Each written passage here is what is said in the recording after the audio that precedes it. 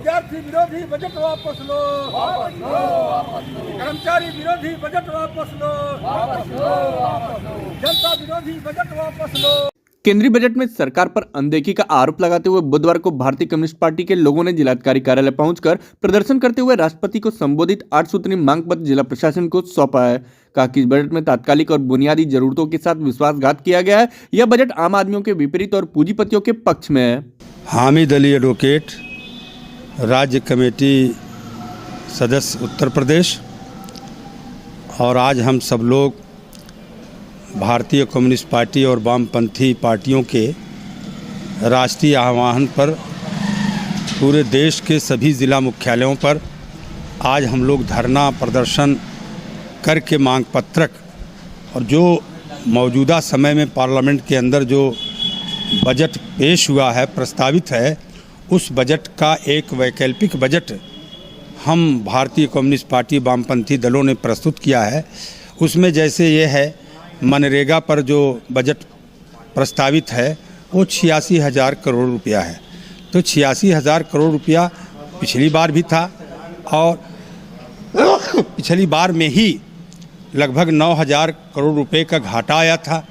उस पर भी ये सरकार ध्यान नहीं दे रही है और मनरेगा मजदूरों का जो 86,000 करोड़ रुपया का बजट प्रस्तावित है उसको बढ़ाया जाए।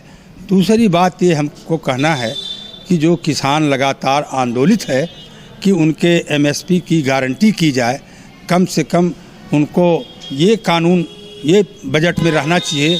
किसानों का आज तक ये तय ही नहीं हो पा रहा है कि वो कितने में गेहूं बेचेंगे, चावल बेचेंगे, चना दलहन बेचेंगे। तो इसलिए ये जो बजट है, इस बजट में सिर्फ सरमायादार जो 200 घराने पूंजीपति हैं, कारपोरेट घराने हैं, उन्हीं को फ़ायदा पहुंचाने के लिए हो रहा है।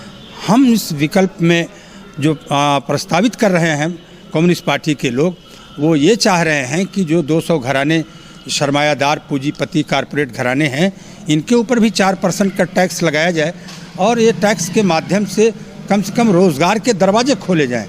और जब सरकार ये ढिढोरा पीटती है कि हम 81 करोड़ लोगों को गेहूं चावल मुफ्त में देते हैं, ठीक है, मुफ्त में दीजिए, लेकिन हम तो प्रस्तावित कर रहे हैं कि कम से कम 81 करोड़ लोगों को रोज़गार दिया जाए। वो रोज़गार पे खड़े हो जाएंगे तो वो न जाने कितना गेहूं, कितना चावल।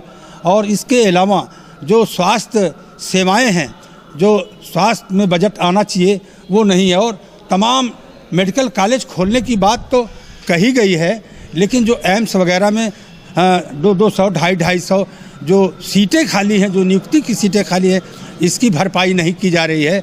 तो हम भारतीय कम्युनिस्ट पार्टी के लोग आज आजमगढ़ ज़िला मुख्यालय पर जिलाधिकारी महोदय के माध्यम से हम महामहिम राष्ट्रपति तक ये अपना मांग पत्रक 8 सूत्री मांग पत्र जो हमारी पार्टी की तरफ से एक वैकल्पिक बजट प्रस्तुत है, उसको हम महामहिम राष्ट्रपति तक पहुंचाना चाहते हैं कि इस पर विचार हो और रोज़गार के दरवाजे खोले जाएं।